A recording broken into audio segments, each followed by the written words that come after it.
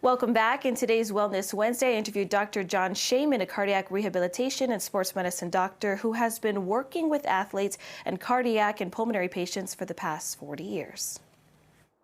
In your research, you came across data that it's normal for people to lose half of their lung function between ages 30 and 70. Is this everyone, including athletes?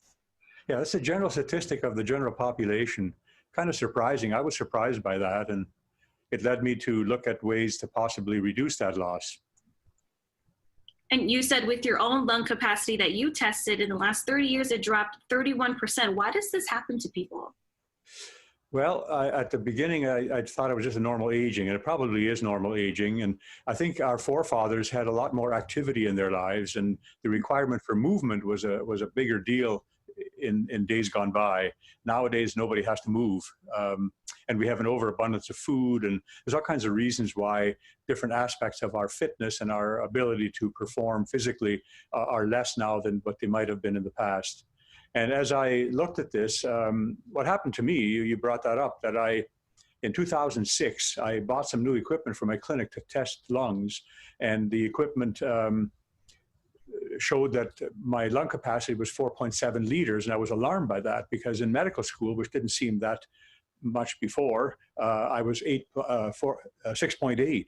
So 6.8 to 4.7, I thought there's something seriously wrong with me. So I looked into it, and there didn't seem to be anything wrong, and I found out it's normal for all of us to lose half of our lung function. So I went on a mission to try and find a way to improve that loss or to reduce the loss. Because we had already, in my experience, setting up the first private practice in Canada in cardiac rehabilitation and sports medicine back in 1978. I have all kinds of experience in what can be achieved. And on the cardiac side and on the musculoskeletal side, we saw that we could actually reduce the aging effect. We could make people operate younger. And statistics prove that. And so I wanted to see if we could do it with the lungs as well. Therapy in cardiac rehabilitation is aerobic endurance exercise. However, that does not address all the issues or the concerns or all the requirements of the lungs. Certain things aren't being met by that. For example, the breathing muscle strength isn't really improved by that, not significantly. And it also doesn't make our lungs move out of our comfort zone.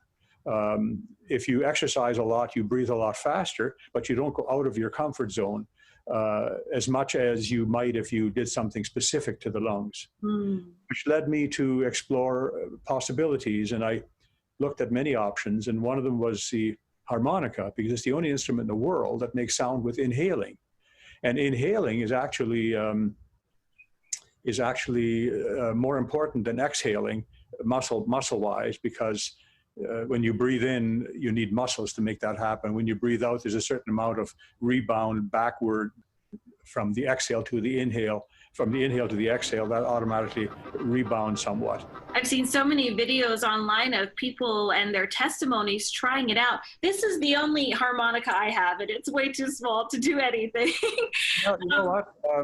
Anything that makes you breathe more would be helpful. What about people in Hawaii? We're surrounded by water. Would you suggest swimming is a good exercise for? Well, yes, it would be. Swimming and biking and all of these kind of exercises are good. Now, I do also know that breath hold divers, they actually work their lungs in a more extraordinary fashion. And their aging of the lungs is probably somewhat less because they're using their lungs in that way. And I'm trying to get people to use their lungs in a more extraordinary way to make them last longer. Thank you so much, Doctor, for joining us. Next week is the American Lung Association Turquoise Takeover, which was delayed due to COVID-19, so we will be inviting you back to join us. So tune in for that. For now, this interview is on KITV.com. That's it for your Wellness Wednesday. We'll be right back. Thank you.